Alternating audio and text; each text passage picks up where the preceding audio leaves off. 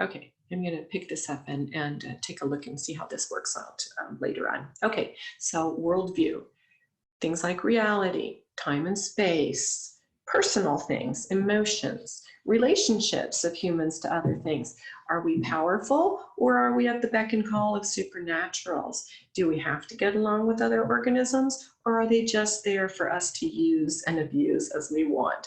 All these things are variable among human societies around the world. There isn't just one way that it works. So the worldview that a society learns and teaches its children has a really powerful effect later on as you mature with what you notice and how you process experience and information and things that go on with your own cognition and behavior. So it plays a role in how any society defines what is supposedly natural, and then supposedly things that we're supposed to have going on personally for us.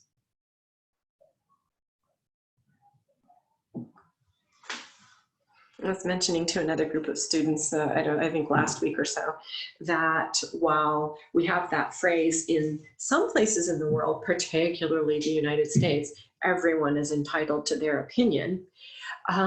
But in actuality, in regards to worldview and some other very practical things, there's a huge segment of humans today that's not a phrase, that you're never trained or allowed, it never comes up, that how you feel on the moment to moment or what you might actually personally think about something is something that you would ever share, say out loud, write down, or act upon. You just let it go, because the most important aspect of life for humans in a lot of places in the world, and some of the world's biggest cultures, is your family, not individuals within the family. So people don't all the time on whether they agree or disagree or are in a bad mood or wouldn't like to do that or so on and so forth. So yes, as much as we're inundated with like the Twitter universe and that sort of thing, that's not actually universal for humans. So that might be a modern experience for that. So worldview completely guides planning and action, what you expect the outcome should be, the processes that are allowed or you think will work out in order to get something going the way that it should be.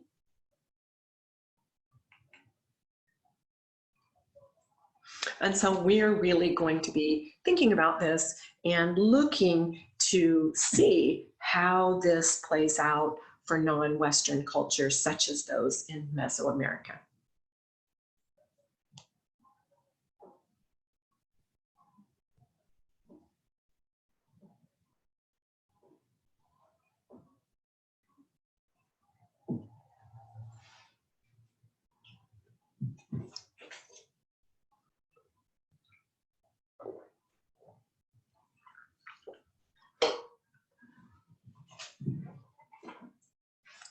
All righty, so this has more. We're going to just keep going. Okay, so for Mesoamerica, so let's go look more specifically at the zone that this class is working on for the next few weeks or so. And these will be 3 worldview core concepts that are going to be at kind of the core of so much of what we look at. Artifacts, building, construction, mythology, artistic representations, the reason and the way that they conduct their burials, all kinds of things. So the 3 real just basic ones: transformation of state,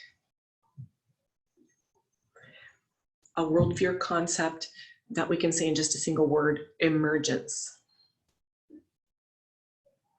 And then another really striking worldview concept, duality. While the exterior specifics change, these 3 worldview concepts, for the most part, are shared among indigenous societies all over North, Central, and South America.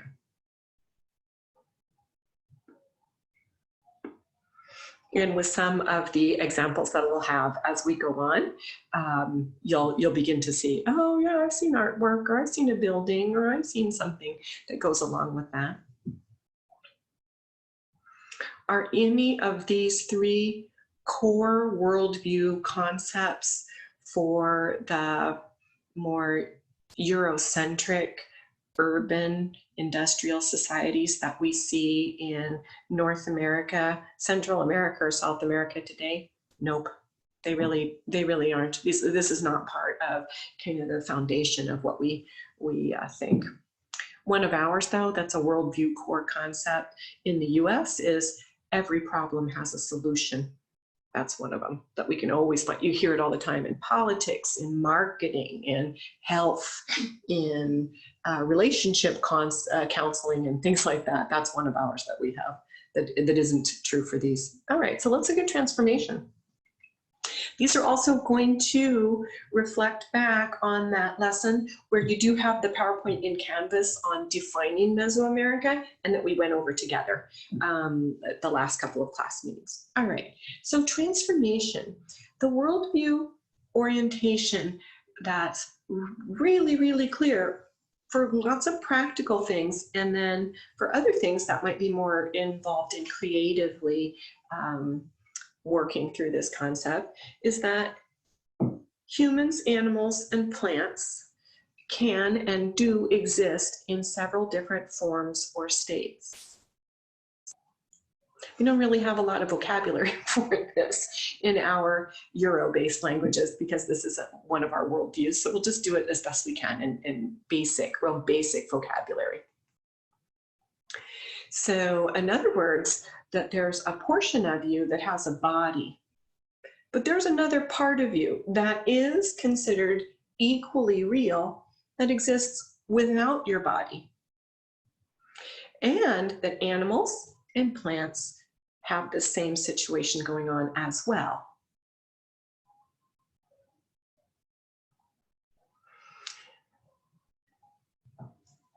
Being able to identify or recognize or use, especially if it's something within humans, what those states are, what allows for the movement between one state and another, and what the purpose of that might be is really important for those cultures.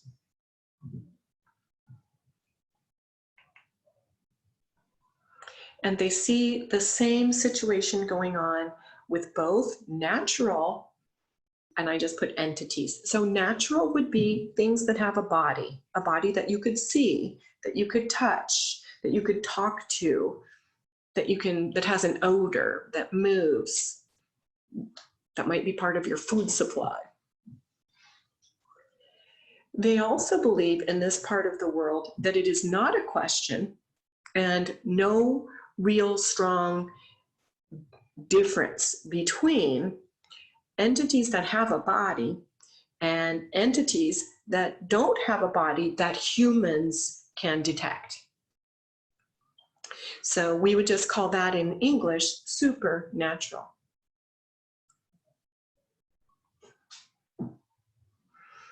It's not exactly the same concept of when we think of God or goddess. It's that and more. We can go back once for a second. All right. So transformation of state.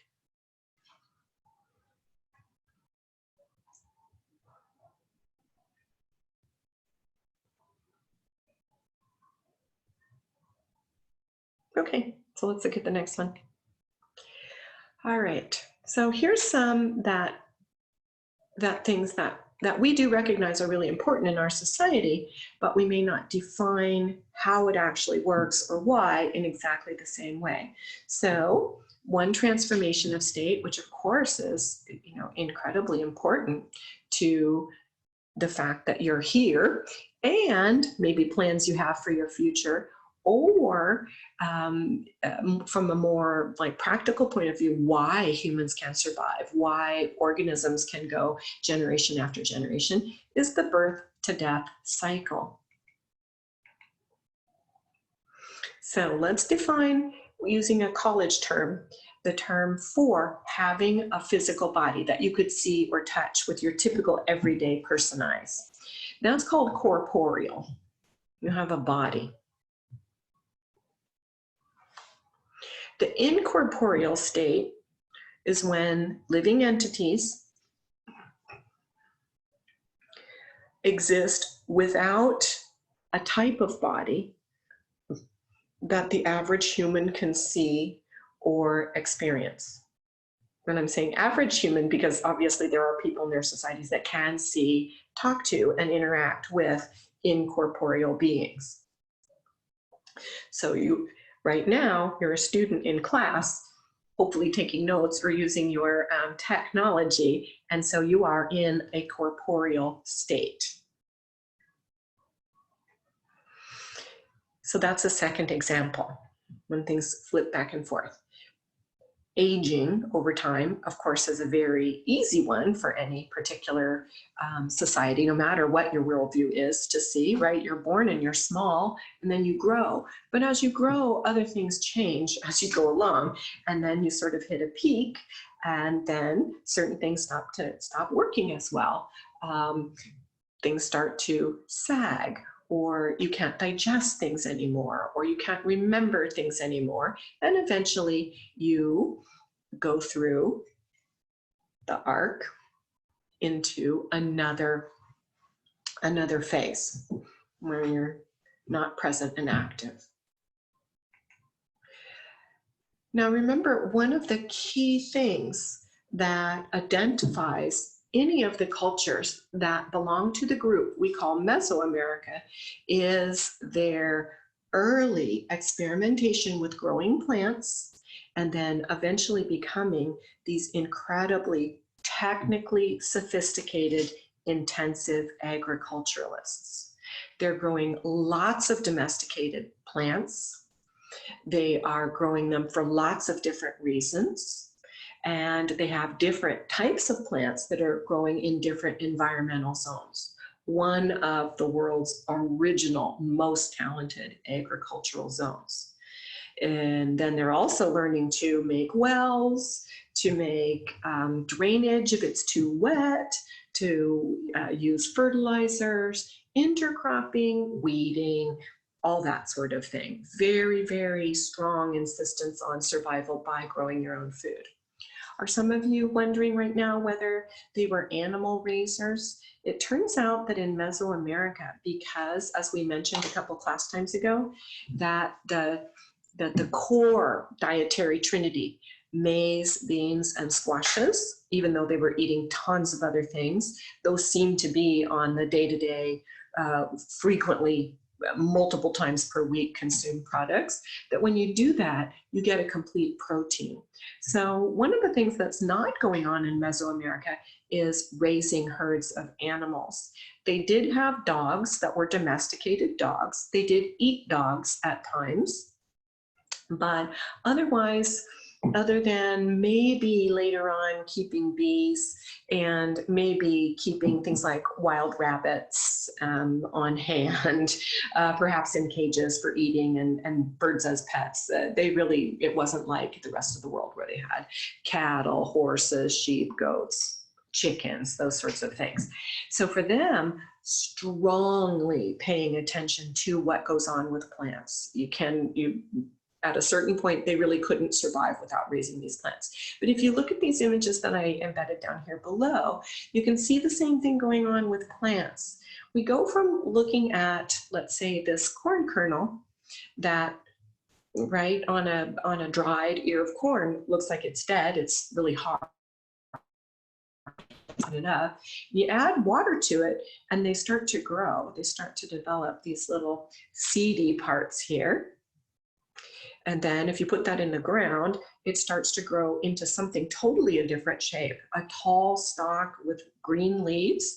The leaves are curly and abundant. And then out of those, these then cobs grow of different colors. This one happens to be black. If we unpeel it, you can see it this way.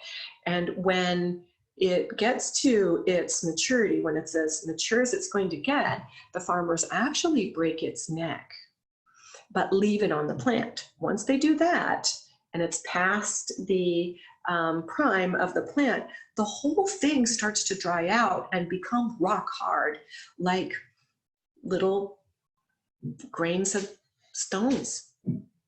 Again, then you start it again. So that seed to crop back to seed cycle is also clearly looking at every year the transformation of state. And for them, this type of transformation of state that all of them were very aware of is the way that the world works for everything. They start to see it in every other aspect. The water cycle works the same. Here's one of the more interesting things about water cycle. I sometimes hear people who haven't taken a look at indigenous cultures and how much they know and how sophisticated they are with managing and planning around this. And they'll say, well, you know, I was reading a book or watching an interview, or somebody told me they were talking to these this particular language group in Central America. And when in the interview, the interviewer said, could you explain to us where water comes from? That the indigenous person or group looks at us like, you're an idiot, why are you asking this question? And then says, water comes from the ground. Water comes out of the ground. And then the outsider from, let's say, Western culture says, everybody knows that water comes out of the sky. After all, clouds form and then it rains. So this makes me laugh because it's all the same, right? It's a cycle. That's what they really tried to teach you when you were a little kid, that water is in a continuous cycle of transformation, that it coexists as liquid, as vapor, and then sometimes as a solid, as ice. In areas where it rains a lot, but like we looked at quickly, and pretty soon it's going to open up an activity kind of thing for you to do where you're going to take a closer look for it for this, and then I'll have the instructions. I just haven't gotten it perfectly built for you, but it'll be up in the next couple days there. When we look at an area where it has incredible amounts of rain, but almost no lakes or rivers, they're there a little bit, but they're not everywhere, then what happens when it really rains? That water soaks into the ground. And it ends up in big underground repositories, right? There are streams of water running underneath the surface. We know this scientifically from geography and geology. When it's the rainy season, those underground tunnels or those underground lagoons or reservoirs of water get as full as possible, and they gush out of the ground onto the surface.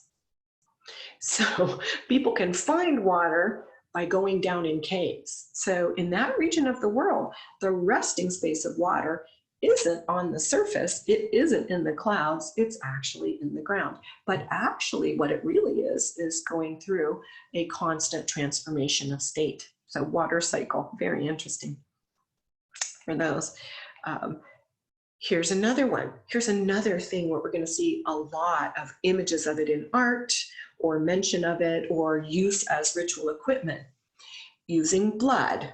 We talked about one of the other interesting things about Mesoamerican religious activities that's really strongly defined is that they have quite a few ritual or sacrificial practices that are a little bit unusual or almost entirely unique to their particular zone. But one of the things that we see that's really constant in mythology, in drawings of rituals, and of mention of some of these other things, is the importance of blood, of offering blood. But part of the concept of blood in Mesoamerica is that plants and other animals also are part of their self-aware inventory of beings. They know who they are. They know what they're doing. They have purpose. And so they also are producing blood. It's easy to see if it's right from another animal, like a mammal. And you can even see it from birds and reptiles. But plants also, when you cut them, produce sap. They saw that sap as blood. They collected it and did many of the same sorts of things with plant blood or plant sap as they were doing with human blood or jaguar blood or alligator blood, and on and on and on. Fishes, birds, and so forth. What did they do with that blood and sap? Do you remember last time we looked at the image of the woman conducting auto-sacrifice, where I showed you that she had a cord with thorns in it. She was pulling it up through a hole in her tongue, pulling it through her tongue, and then the cord, which was causing her to bleed and was covered with blood, was then collected in a bowl that had a lot of paper in it. After they collected, they set it on fire. The same thing with the blood that the royal males were collecting from the penis. And the same thing with collecting it on paper and other sorts of materials for cutting the earlobes, or perhaps cutting a little bit the surface of the skin on your thighs. We see it. We know that they then transformed that from liquid to vapor. And when they did that, somebody else breathed it in. They absorbed the reality of another being by breathing it in. Lots of other places in the world do sort of similar things. And one of the really fascinating things about this is that the Catholic Church did it as well from thousands of years ago and still does it. So when they have incense and they heat it up, they don't set it totally on fire, they heat it up and they walk through, it has a very signature aroma that it's doing, but you're also breathing it in, and it takes place during types of ceremonies where you're thinking about becoming infused with the soul force of another type of being. So yeah, so there's also transformation of state. And as we'll get to when we finish up this introduction to just worldview and the terminology for the worldview system that happens in Native American tribes in the Americas, we'll eventually get to the question of what does a shaman do then? Shaman or shaman or shaman, all the pronunciations as far as I'm concerned in this particular field are fine, because it's a borrowed word from a Siberian culture.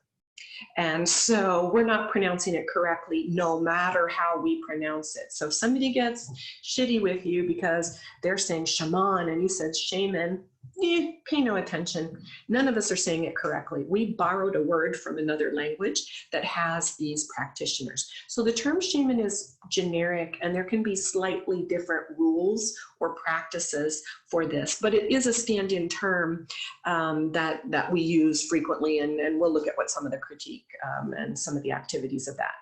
So some of their ritual practitioners were the experts at self-triggering transformation of state. And they all report that they were able to transform either from corporeal to incorporeal, right? That they could travel, know, and be themselves without taking their physical body along, or that they directly transformed into some sort of an animal spirit companion. And we see this in the art of ancient Mesoamerica as well. That it's not just that you have a protector that's something big and strong. That's probably your alternate transformation identity. Interesting, huh? Another example of this, some of you might have seen films that deal more with North American Indian tribes and the period where they're coming into contact with English that are first coming in North America, or French people that are first coming in North America. And one of the things that was so confusing to Catholic practitioners when they were coming into contact with indigenous cultures, people, not only their religious experts, but just everyday people, is that in that particular zone of worldview, that for tribal people, that when they had a dream, it was considered equally real experience as what happens when you were awake. If you went somewhere in a dream, or you got information or a request from an entity in the dream state, you had to do it because it was real. It wasn't your imagination. It wasn't anxiety coming out. It was considered another real experience of being a person. So again, not everyone sees all of these things exactly the same around the world. Okay, so transformation of state. We'll see tons of examples of these as we go through the class. Okay, let me see if I can get this to leave this particular slide here. All right, number 2, emergence. Well, here we go. Related to this a little bit, but also again, coming back to things that everyone would notice if everyone in one way or another, at least initially, right, at 2,000 years ago, was involved in putting plants and seeds into the ground. So some of the most important aspects of looking at emergence in worldview is, for this area, is seeing that life emerges from the death state. So for these cultures, it was not possible to assume that humans would continue to exist and exist and exist if death did not occur. It explains a lot about the types of what we call sacrifices, but really would be ritual practices, where in order to keep things being prosperous or healthy, or the world turning, or the next year coming, they were offering activities that offered blood and life force from people, animals, plants, and other materials. And we'll look at some specifics as we go from different cultures. We'll see when we can notice this. In our more kind of science type-y version, what we know about living things on the entire planet is that if things didn't die before all of us who are here right now were born and are trying to exist, then since the beginning of time, there would no longer be any more water. That if things didn't die, their bodies wouldn't decompose and add fertility, minerals, and other materials back into the soil.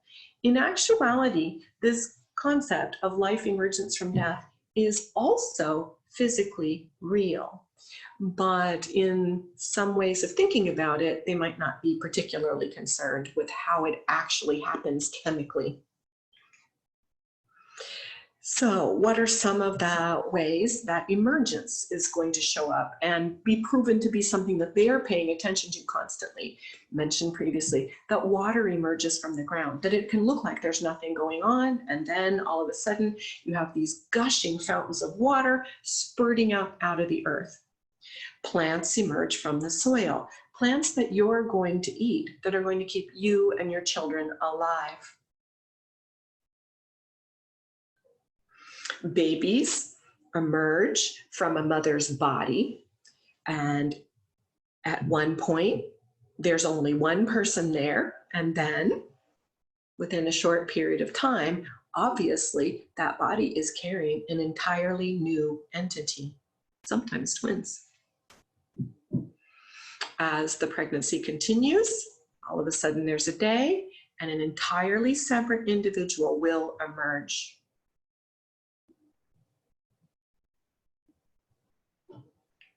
So while we have a different set of explanations for what's going on when someone becomes pregnant and then delivers a baby, they're seeing the same situation. They are appreciating it as strongly as any other society does, but what they see as the most important things to notice about it is slightly different. And here's another one, and this is going to explain a lot about the layout of things, building of things, and particularly in the formative period that we looked at, but just the dates for this last time, volcanoes. Now, in the not Mesoamerican, not Native American worldview, a volcano is just a form of rocks and soils. It has lava. There's some other things going on. And we see that volcanoes kind of start to push up when superheated rock in a different state finds a little crack and starts to push up through the surface, right? Like baking something, and then the water inside of it expands and you get a muffin that rises up and has a nice crown on the top from that. That for us, a volcano is just a geological feature. It's dangerous and it's spectacular, but it's just a part of how the world works. In Mesoamerica, and most likely some other areas of the world, and it's why I'm asking you to read kind of a longer portion of chapter 2 on here. In Mesoamerica is one of the areas of the world with the most intense volcanic activity within the last, 2 to maybe 20,000 years. So people living here saw these. They saw them when they were quieted down. They saw them when they were younger. They saw them when they were exploding. They knew what eruptions were. They saw lava, magma, and they saw later on what might happen with these. Really, really interesting for this. So in Mesoamerica, just to give you like a little tip before we move on, volcanoes were alive. They were living beings and much more powerful than humans, of course, right? And when you start thinking about how do you know if something's alive or not, and you think about a volcano, even from our perspective, you start to think, hey, wait a minute. Okay, living things make noise. Do volcanoes make noise? Yes, they are geographic or geologic things that make a ton of noise. Do they grow? Yes, they do grow. Do they die?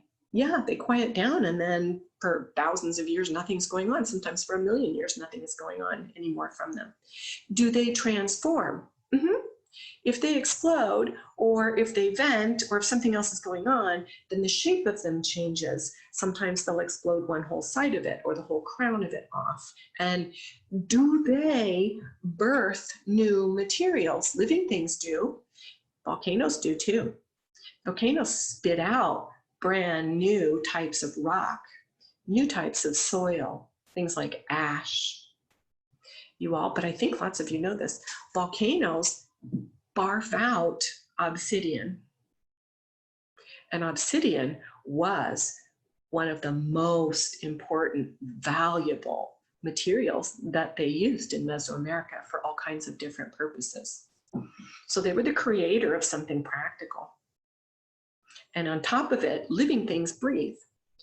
If you spend a little time looking online or actually physically traveling, and you go to, for instance, Pacific Coast area of Guatemala, every single day you will see volcanoes breathing.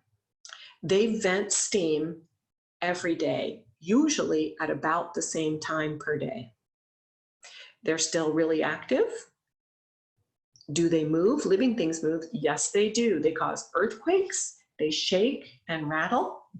You can hear them. So everything about a volcano suggests that it's alive, and in a way proves that it is. So our definition of volcanoes just wouldn't allow us to recognize or even consider that this is a living being. For them, they did see them as living beings. Therefore, they figure prominently in all kinds of other activities. Well, here we are. What is one of the things a volcano does? It creates new real estate. Yeah, while it's flowing, this looks like blood. It's part of the reason we're so excited about it when we look at them. It's super heated, hotter, the hottest thing that you could actually ever encounter on the planet, as far as I know. It flows, it's like water. It comes out of the surface of the ground, which the ground is what creates new life anyway, and survival, right? Because that's where plants are coming from and so on and so forth. And then later on, it transforms itself into soil and other sorts of things. In this one up here, this is ash, an ash flow. And this is a photograph of something that took place and happened in the Philippines several decades ago, that a very large volcano had a really big ashy mud flow. And when it was done flowing, it was a little bit like, so it wasn't superheated. This is lava or magma. You could call it either one, because we're not in geology class for that. But when it comes out in an ash fall, this can come out just feet of it, but once it gets wet, it hardens up like concrete. And so it actually totally destroyed certain communities, and they were not able to, they could leave, and most people got out and did survive just fine, but they weren't able to use it anymore. And so it created a whole new environment. This one down here in the bottom right is the archaeological site known as Seren. It's in modern day El Salvador, and you can visit there. There's a museum, you can see the research area. I'm just realizing that I don't have anything that's, but I need to take a look and make sure we stay on time pass here. Okay, good now. Just see what my pacing is for that. In this particular zone, there is a volcano. There was a volcano there that was active with this like ashfall and mud during pre-Columbian. I hate to use that term, during the formative period in Mesoamerica, right? Referring to this area, you'll see me learning not to do it this way because people have said it a long time, but referring to these zones as pre-Columbian is comparing them to Europe. And that's, right, that is not a good perspective, because we are then ranking them. How is it like another part of the world of people that arrive later and cause other kinds of changes? Not necessarily judgmental as to good or bad, because we know human societies change, but it isn't looking at them from their own standards only. Okay, so in this one, so they know that this type of activity happened several times, and finally enough of it fell that large village areas where they were farming and really, really ancient before 81 had to be abandoned. But when they began to understand how they could excavate and uncover some of these things, they found out that, kind of like what happened here in the Philippines, everybody had to run away from their house. So all their belongings, all the plants, all the materials, the roofing on the house, everything was exactly how they left it. And we have a really amazing three-dimensional picture of village life several centuries before the turn of the Christian calendar here. So a really, really famous spot. And you can see this is the remains of these buildings. We'll look at this a little bit later for things. They could literally opened up enough so that it could see how far away from the house the corn plants were. They could tell exactly how closely they were farming. Just an incredible remains of a community that was abandoned during its time for volcanic activity. Okay, so let's look at duality. Duality, two things. So again, this kind of links the idea of transformation of state, especially the idea of corporeal and incorporeal. So in this particular worldview, in this part of the world, lots of things that really mattered for creation, for living, for continuation, for things that were powerful and those that were playing other roles in life and reality, had the ability to transform from having a body to not having a body. This would include thinking about the soul force that's in your blood. So this is a concept where those opposites, because they are not having a start and a finish, but are more in a circular pattern of continuation, are then unified in a way. So in English, we might be able to say unity of opposites.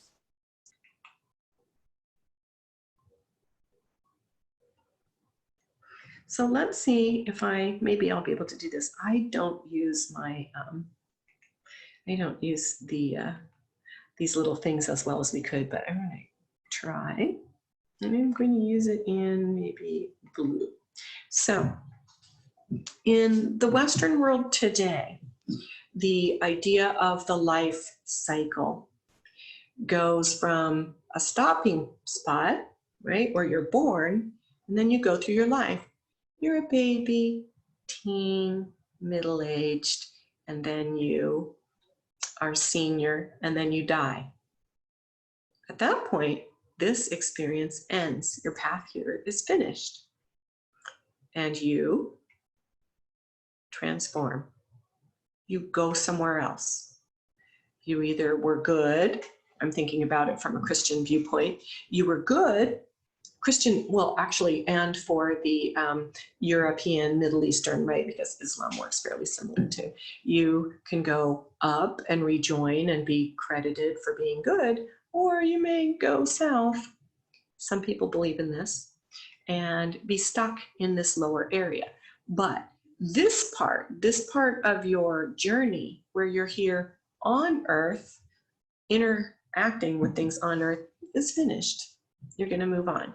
You might be able to look down and interact. Some people say that they can do that, but not. So we have more of a straight line phases concept within Western culture in regards to our worldview about how life goes and what happens when you go into the death state. I don't know about some of you, but actually, while my family did go to a Christian-based church and did participate, community service, and go to the religious events and go to church school and all those sorts of things, specifically to what we were learning when we were kids is that hell did not exist. So for me, I was never afraid of going to hell. I am not very interested in those TV shows about that, because for us, if the statement was love exists in perfection, then there wouldn't be any hell after the death state. That hell is what we do to each other now, right now. I do believe it happens in our other kinds of things. And again, that's just a belief, right? We can't confirm any of those things. Now, I go down here and get rid of all this. Let's say I'm trying to do something slightly different here, which is make just a quick sketch that might conform to what these cultures are seeing this journey of living things. Now, for theirs, you would have a period where you're born, and then you would go through the life state. You'd get older, you'd go through your journey, you would get really, really old. And so in this side, I'm just going to put C up here. This is your corporeal state, right? This word that we did from the previous one, corporeal. So you have a corporeal journey. When you die, you shed your corporeal body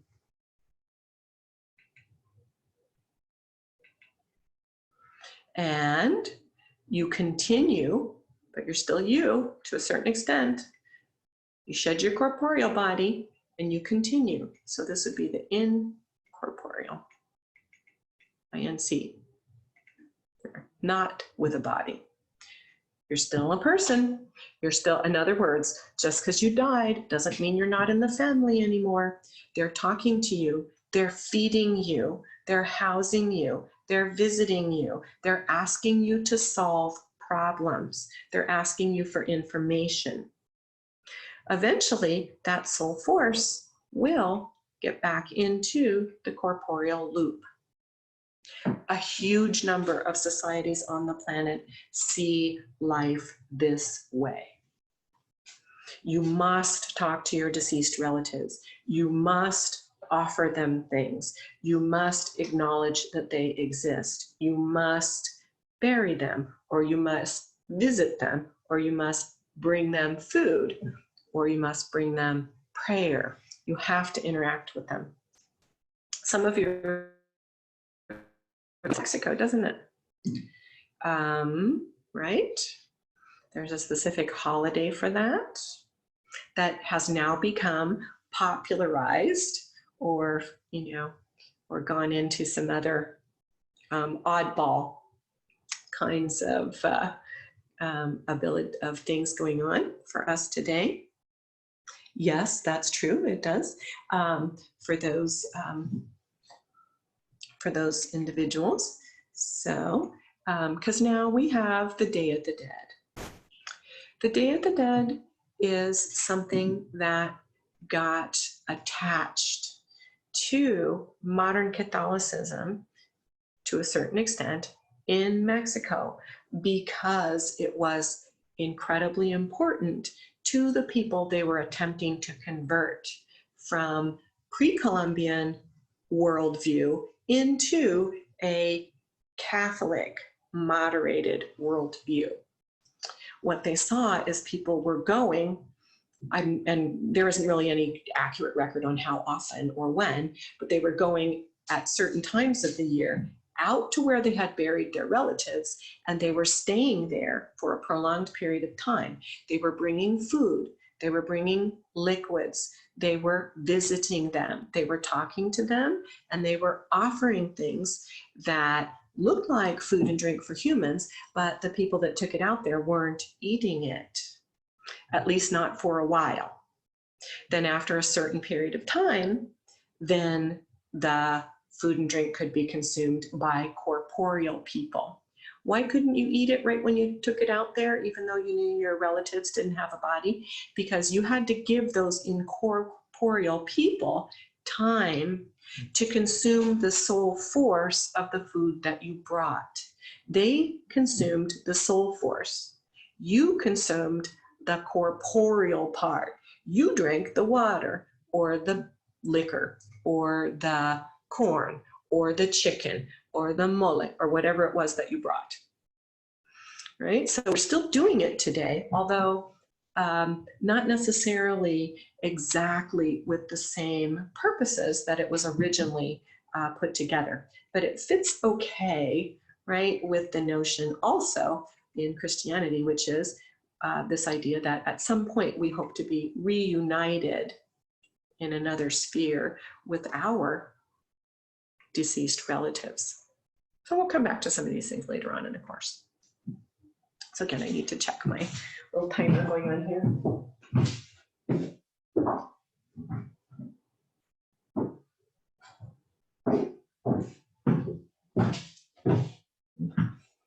What are you thinking about when I'm mentioning that this concept is originally indigenous for Day of the Dead and those sorts of things? Is it reminding you anything about like the popularization of it right now? And I do see tons of stuff on the internet where some people are saying, yes, we want more people to honor our traditions and past. And I'm not having any problem at all that some people want to wear these costumes, or you can buy them at Party City, or they're painting their face in this particular way and that sort of thing. And then you've got the other people saying, oh no, you're not us. That's cultural appropriation. Don't you dare paint your face half like a skeleton. Don't you dress like this particular female character from traditional Mexican art, right, from the Posada characters and so forth. What do you think about that when you think about the fact that all of it's far older than anything that we do today? Any ideas? Anybody want to participate a little bit on that? You can put it in chat. I can see your chats, or you can talk to me for that.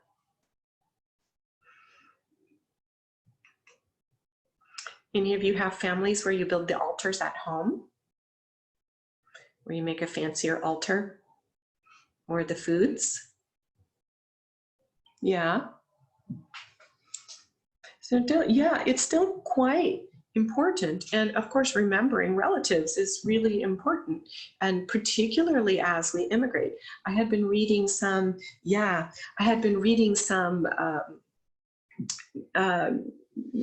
not just discovery kinds of writing blogs and posts and so forth, but things that we're studying a little bit more about how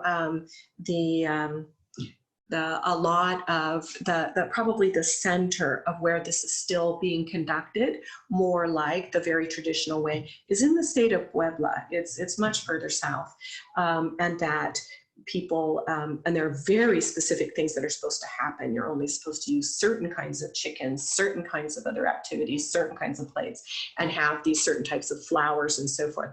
And so people, as they moved, yes, I think so too. I think, Zita, that when people are being respectful and they want to think about it and they want to immerse themselves in a circumstance, because after all of us have deceased relatives, right? And families that originally came from someplace else and other kinds of traditions, that when we're attempting to merge with somebody else's background, I think that more screams respect than not.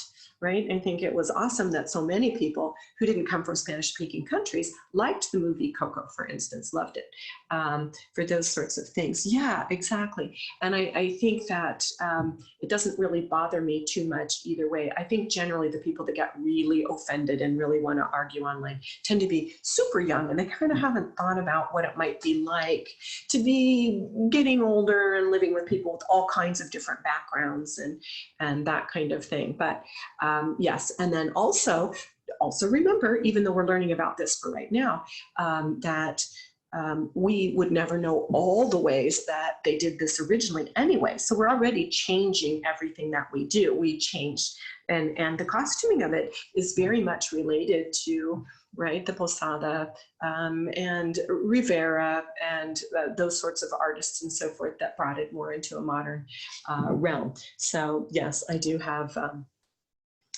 friends that just love doing the face painting and wearing it out in public, and they do it not only just in November, they do it in other kinds of times per year. So I think the continuation of this, but I think the reason that it resonates with other people, even if this was your family or perhaps not yours, but you've heard about it and you're thinking that you would like to know more about it or perhaps do some of it, is that the experience of it, the loss of family members, but still knowing that they played a strong role in who you are, where you are, how you survive, and so forth, is kind of universal here. So duality. So, right, your soul can be in and out of the body, and also for many people on the planet that you can exist without having any particular knowledge of what's going to happen after you die. So is death scientifically necessary for life? Yeah, it is there, but this is more of a spiritual sort of look at these. Okay, so here's our big word as we finish up here. That's why I needed to make sure that we had a little bit more time as we're going. And this is the word animism.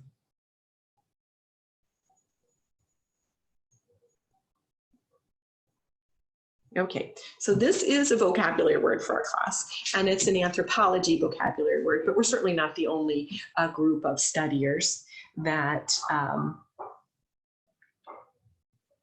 that might use this. And for those of you that post and share with us, I completely value that. Thank you so much. I think it's just right. It makes this so much of a wealthier experience, and it gives me so much of a better way to relate to how you're seeing this and how it's coming across, and some of the things that we might like to know more of, or that maybe you're like, okay, good to go, let's move on. Okay, animism. Now, animism isn't a religion on its own. Let's see if I can get this done. Animism is kind of its own little critter when we're looking at how we experience the world and being alive. Okay, hello computer.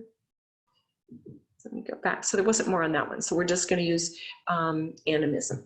We'll just leave it right there. We're getting towards defining it. Okay, in anthropology, it's a pretty early concept, because I know some of the students are anthro majors, invented, at least that, maybe not invented, but used and written about in detail early on by someone by the name of Edward Tyler. And so in anthropology, he put together the current view that we're really actually looking at. And here you can see that this is from the 1800s. So it's been around a long time. Is it the word that indigenous people might use? No, because for them, this viewpoint is just how they see the world. So what happens when we want to look and compare at all different kinds of societies around the world, that we kind of need some of these category terms so that we can think about how we can compare and learn from societies that have other viewpoints. So for instance, some of the major religions that we're more familiar with today, like Islam, like Catholicism or Christianity and so forth, they do not work in this manner. They are not considered animistic.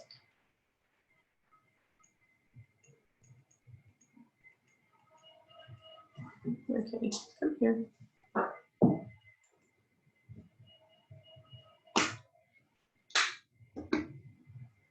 All right. Okay, hello. All right, so here's do this first. So animism is a belief in having something that in English we would probably cause, oh, sorry about that. Yeah, technically I'm having all kinds of issues today too, is a belief that not only is alive, mean that you're moving around, but it's applied to anything that has what we would define in English as soul force. So the energy of reality, of knowing that it exists. There's no real simple one-word descriptions for this because it's not the basis of European society. It probably was at some point in the ancient world, but it's been largely abandoned, except for people are coming back to it, learning about these other ways of looking at the world and learning and adopting. So with any sort of indigenous group or religious form where that we're going to look at, when they're looking at the concept of, or when we're applying the word animism, it means that they believe that every single thing that a person can see or experience has soul force. It has a purpose. It has self-awareness. In all of the societies of the New World, this is the dominant core belief of all native religions and spirituality in general. So all of them, whether we're talking about, my husband and I have been watching a series that's really cool, that's about the period of time where French and English are trying to make communities up along what today is the US-Canada border, and they're coming in contact with tribes like the Iroquois nation there. It's really, they're doing a really good job of showing that they just don't have much in common when it comes to defining reality, solving problems, identifying people and purposes, and they're not getting along either. So yeah, so that's another example of animism. Everything is alive. That means, you all, that for the courses that we're looking at, the people that we're looking at in this particular class, that rivers are living beings, that mountains are living beings, the ocean is a living entity, clouds are alive, plants, animals, they're alive, they have soul force, and they are in many ways equivalent to being a human. So in this particular situation, unlike the background of the cultures that produced the society that you're living and functioning in now, for the most part, humans aren't the highest form of reality. Humans aren't the most powerful beings. Humans don't know the most about what's going on.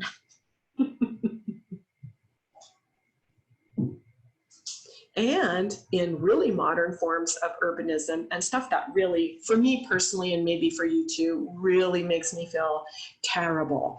Just like, gives me like an ache and pain in my chest when you see people going, well, you know, we need the city to do something because after all, I was walking my dog this morning and we saw a coyote and those need to be killed.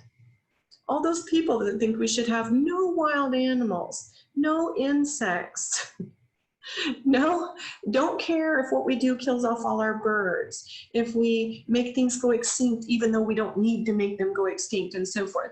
That is part of a completely opposite worldview where somehow they have the idea that the only type of living thing that matters or that actually exists is humans. So for instance, in our society today, I saw an article, it made me cringe because I think we have other ways that we could do this, but because of the COVID pandemic, medical research groups are running out of monkeys to torture. But we're still using certain species of monkeys to make them sick and do things to them and see if our treatments are working and so forth. And they're running out of monkeys. Okay, so that's saying it's okay to torture those living beings because we have a purpose. And after all, they don't know they're alive. That it's okay to do experiments on mice, for instance, in laboratories, because they don't have soul force. That they are living and we don't want them to be tortured, but keeping them in a cage and so on and so forth isn't really a huge problem. If you've ever listened a little bit to sometimes some of the tribal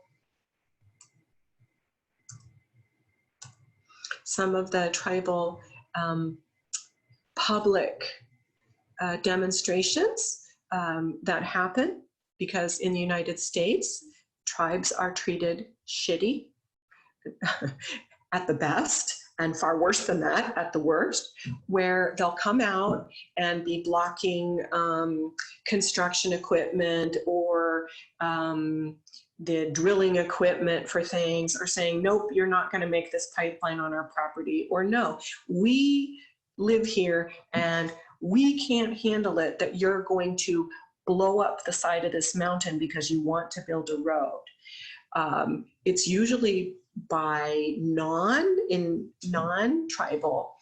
news where they're like, well, you know, this is their property, and if they don't feel like they want this to happen on their property, that's not why they're out there. For them, that river or valley or mountain or soil is a living component of their reality. And they are not thinking that it is allowable to commit genocide on mountains or rivers or ponds. This is a really ancient, we're talking 40,000-year-old belief system. It was their property first. They were there first, right? They've been genocided and raided and used badly, cheated legally, and so on and so forth. And I think maybe now with other forms of media and the fact that we can take films and videos and things like that, more of their concerns are coming forth. But that's why they will stay out in the snow or be out there where they're being treated badly, or it's super cold, or it's really, really hot and they're really, really suffering, to try to save the landscape. It's not for the same purposes that others of us might say, no, we don't want you to build all these houses here because after all, we don't have enough roads, transportation, and social services to support 2,000 more residents in this little area. It isn't about practical things. It's about their view of reality. So hopefully that, again, just gets you kind of thinking about how different it can be living in the same spot but with these different versions of worldview reality. So in animism, they don't really think that there's a clear separation between a spiritual world and a physical, or what you might call the material world. They do believe, for the most part, that most of us can't cross that barrier without assistance, but that some people in society are born to make the journey back and forth, and they tell us and give us the information that we need.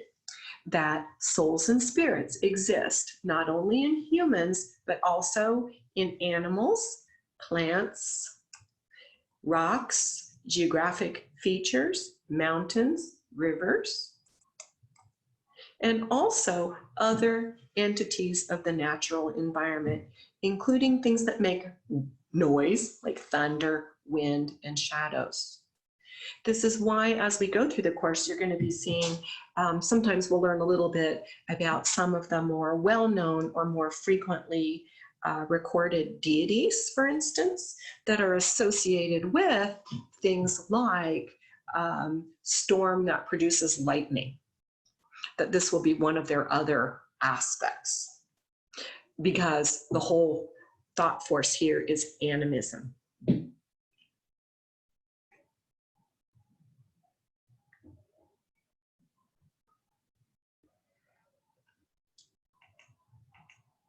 When I first started reading about this, and I was really super young and was really, really interested, it was like, really? It was very difficult for it to sink in. It just takes a long time, but at least having the words to it, and at least knowing, even if we don't fully understand, because that's not how maybe you and I were raised since young children, or we don't have vocabulary words for it, or phrases in our languages that we use on the day-to-day for this.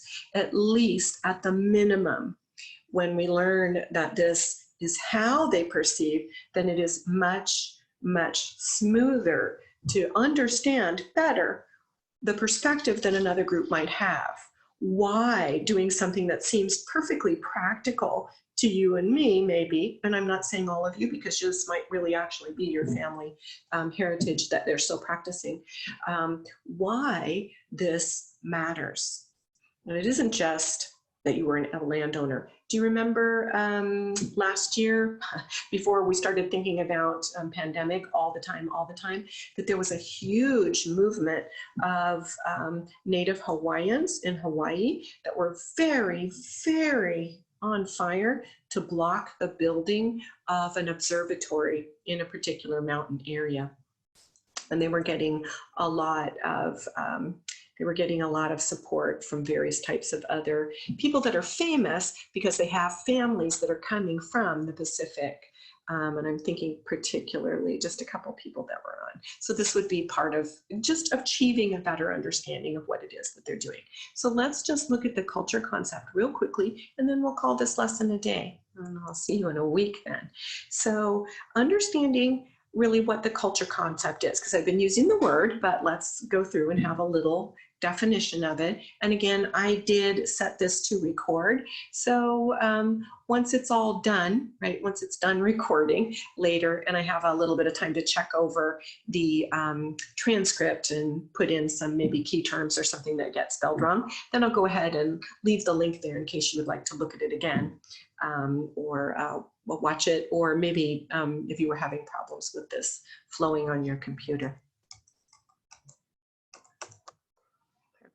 So, hello.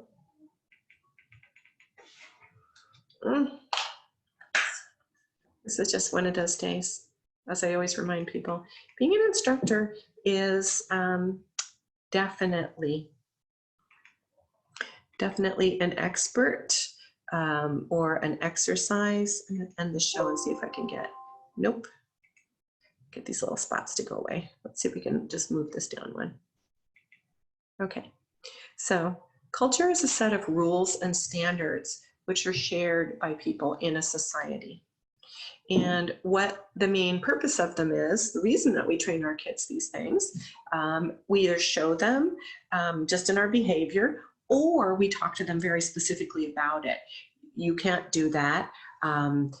I want you to be good, and when you're good, this is what you need to do. It makes me happy when you do this at this particular time, or never leave you can't leave the party, you can't leave the event without going around the room and saying goodbye to every single person, even if you don't like them, and you got to give them a hug and you got to say hello and goodbye. It takes you longer sometimes to leave a party in some cultures than it did when you were actually there, and so forth. So rules and standards that allow the members to work together and recognize that they do share the same cultural background as you do, and they have some of the same values.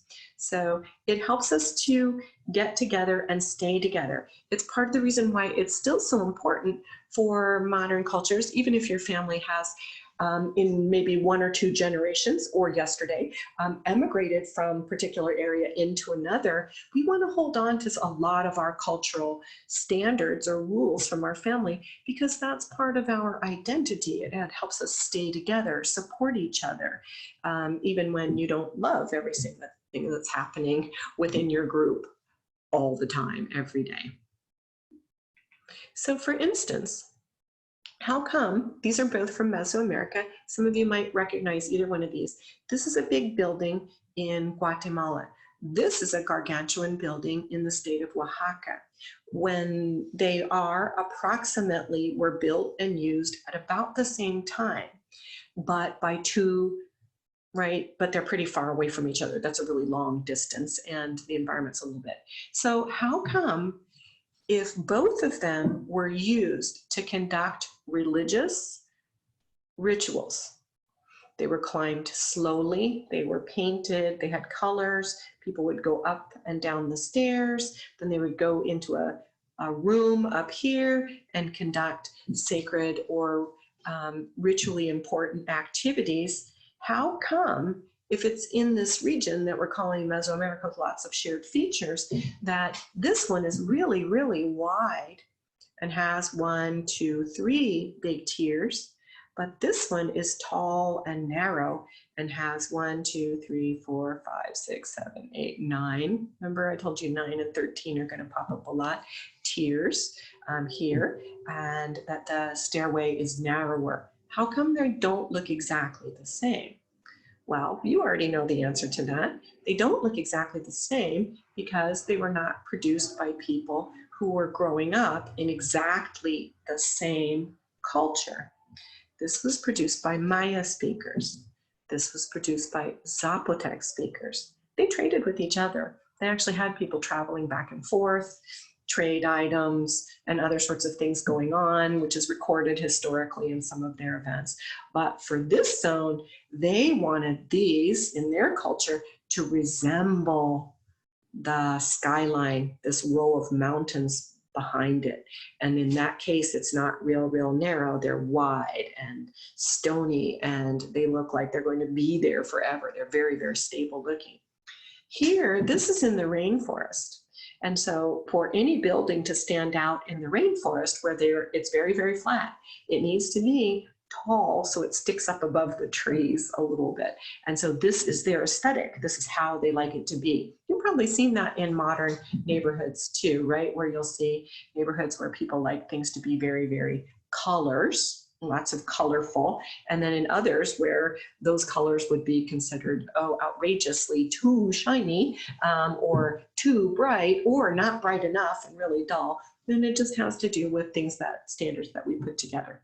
So if culture really is our rules and standards, it's just information that you learn as you're growing up, then what is it that we're going to look at a lot in this course because we can't talk to these people anymore? So one of the things that we're going to be looking at constantly is something that we then could call material culture. So when, like those 2 big buildings and the zones around them where the participants stood and watched and so forth, when a culture has jobs that they want to do and a worldview that says it should look like this, it's going to have this function, it should make us feel this way, we prefer to make it from this material or that style rather than another, then the expression of those mental standards in worldview is what we call material culture. So that's our evidence. That's our evidence of what's left for thousands of years for that. Okay, so this is a good stopping spot. We won't meet again till a week from today, so next Wednesday. I will be available in inbox. I'm still working on setting up some of the activities that you're working on for points, but there are things that are there for you to work on in extra credit for there. And I've been fixing some little glitches and that kind of stuff. But again, super excited that you're all here and that in the class, and I think we're just going to have a really good semester as we go, even if sometimes Zoom is glitchy and doesn't do things exactly the way that we want to do. We're going to figure it out. Okay, thank you all. Enjoy the rest of your week and enjoy your 3-day weekend.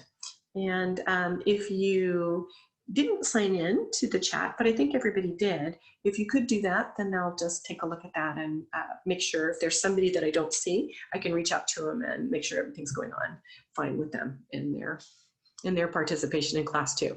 Okay. Oh, also, if you are holding on to any ad codes or you know anyone that is looking to add a class, there's only a couple more days to get that done. So they need to reach out and or process those as fast as they can. All right. Thanks much, you all.